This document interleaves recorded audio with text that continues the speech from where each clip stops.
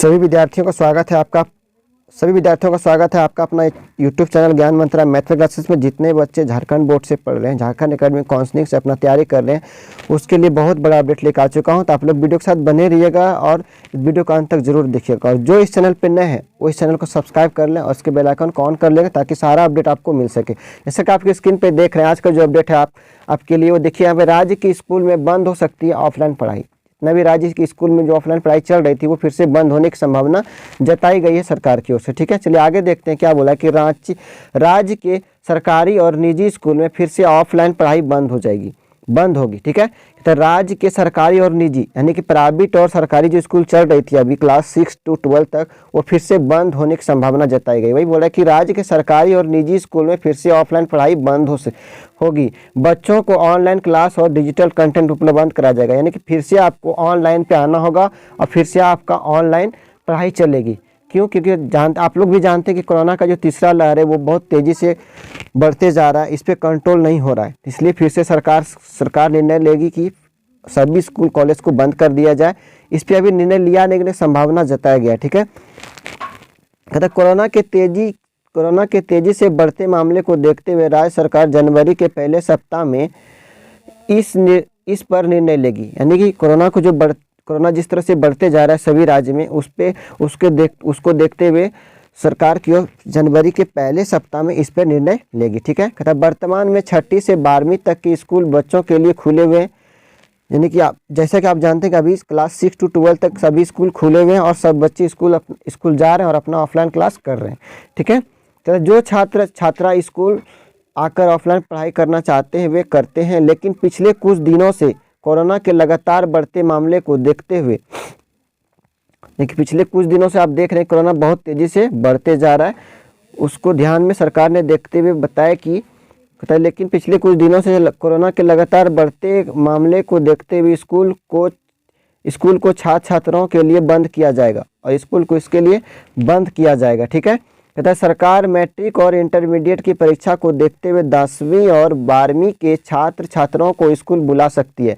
आप लोग को भी पता है कि टर्म 1 आपका एग्जाम होने वाला था, बोर्ड क्लास 8, 9, 11, 10th, 11, 12 का, और जैसा कि क्लास 10th और 12th का पहले होना था टर्म 1 का एग्जाम, बोर्ड एग्जाम, उसको देखते हुए बोला कि 10वीं 12वीं के छात्रों को स्कूल बुला सकती है और 6ठी 7वीं 8वीं और 9वीं और 11वीं के छात्रों के लिए ऑफलाइन पढ़ाई बंद की जा सकती है। यानी कि 6ठी 7वीं 8वीं 9वीं और 11वीं के छात्रों के लिए स्कूल की ऑफलाइन जो है वो बंद कर सकती है। ठीक है, कहते हैं कोरोना के मामले बढ़ने पर या फिर एहतियातन 10वीं और 12वीं के ऑफलाइन पढ़ाई भी स्थगित हो जाएगा। अगर कोरोना इसी तरह बढ़ते चला गया तो फिर उस 10वीं और 12वीं का भी जो ऑफलाइन पढ़ाई है वो भी बंद कर दी जाएगी। ठीक है, तो वही वर्तमान में शैक्षणिक सत्र में आप 1ली से 5वीं तक के स्कूल खुलने का असर नहीं लग रहा है। यानी कि आप लोग जानते हैं कि स्कूल बहुत दिन से बंद है। क्लास 1 to 5 का जो बच्चा या फिर उससे भी नीचे जो बच्चे हैं उसके लिए क्लास 2020 से ही स्कूल बंद है। आप लोग भी और फिर इस साल भी सरकार ने ऐसा जताया कि उसका भी जो जिस तरह से कोरोना बढ़ते जा रहा है इस बार भी उसको खुलने का असर नहीं लग रहा है। ठीक है, कहता 9वीं से 12वीं तक के ऑफलाइन क्लास 6 अगस्त 2021 से शुरू किए गए थे।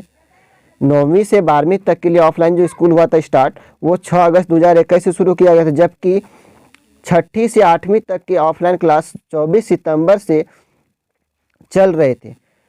6ठी से 8वीं तक का जो ऑफलाइन क्लास हुआ था वो क्लास जो चल रहा था वो कब 24 सितंबर से चल रहा था। कहता वही प्ले स्कूल 1ली से 5वीं तक के क्लास और इससे नीचे से क्लास में ऑफलाइन पढ़ाई 17 मार्च 2020 से ही बंद है। कब से? 2020, जब पहली बार को लॉकडाउन लगा था तब से ही उसका स्कूल अभी तक जो है बंद है। ठीक है, कहता 2020-21 और 21-22 के शैक्षणिक सत्र में एक दिन भी इन बच्चों की ऑफलाइन पढ़ाई स्कूल में नहीं हो सकी है। यानी कि इतने दिनों से इन बच्चों का अभी तक ऑफलाइन क्लास एक भी दिन स्कूल में नहीं हो पाया है। ठीक है, कहता ऑनलाइन क्लास और डिजिटल कंटेंट के माध्यम से ही वे पढ़ रहे हैं। सभी बच्चे क्या कर रहे हैं? अपने ऑनलाइन से पढ़ाई कर रहे हैं। कहता इसी आधार पर पिछले साल वे अगली क्लास में प्रमोट हुए और स्कूल नहीं खुलने पर वे वैसे ही प्रमोट किए जाएंगे। कहता है अगर स्कूल नहीं खुलेगा तो फिर जैसे पिछले साल प्रमोट किए गए थे सभी बच्चों को, उसी तरह फिर इस साल भी प्रमोट कर दिए जाएंगे। ठीक है। अगर स्कूल बंद होता है तो सीधा असर अभी जो पढ़ने वाला है वो पड़ेगा क्लास 10th और 12th का जो टर्म 1 एग्जाम होने वाला तो वो पूरा कैंसिल हो जाएगा, पूरा रद्द हो जाएगा। ठीक है। कहता है 8वीं से 12वीं तक के पहले टर्म की परीक्षा पर संशय बरकरार। अभी बात किए 8वीं से 12वीं तक के पहले टर्म का जो एग्जाम होने वाला था, फिलहाल जो सरकार रोज डेट पे डेट नया डेट जारी कर रहे थे, एक संभावना जता रहे थे आज लेंगे कल लेंगे इतना दिन बाद लेंगे, उस पर दिया है कि परीक्षा पर संशय बरकरार रहेगी। वो अगर स्कूल कॉलेज सब बंद हो गया तो फिर उसका भी एग्जाम क्या हो जाएगा, बंद हो जाएगा, उसका भी एग्जाम नहीं हो पाएगा। ठीक है। कहता कोरोना के बढ़ते मामले में अब 8वीं से 12वीं तक के पहले टर्म की परीक्षा पर भी संशय नजर आ रहा है। सरकार यही एहतियातन परीक्षाओं के संचालन पर रोक लगा सकती है। सरकार इस पर भी क्या करेगी, रोक लगा देगी, क्योंकि कोरोना बहुत तेजी से बढ़ते जा रहा है। स्कूल शिक्षा व साक्षरता विभाग ने 1 से 15 दिसंबर 2021 के बीच मैट्रिक और इंटरमीडिएट के पहले टर्म की परीक्षा लेने का शेड्यूल जारी किया था। ये सारा नोटिफिकेशन आपको बताया है कि सरकार ने जो पहला फर्स्ट टर्म का एग्जाम लेने का जो दिया था कि 15 दिसंबर तक में 2021 के बीच में मैट्रिक और इंटरमीडिएट का पहला टर्म का जो एग्जाम लेने का शेड्यूल, लेकिन उसको क्या किया था, कैंसिल कर दिया गया था। जबकि 10 से 25 जनवरी के बीच 8वीं 9वीं और 11वीं के पहले टर्म की परीक्षा निर्धारित की थी। ये परीक्षाएं ओमार सीट पर होनी है।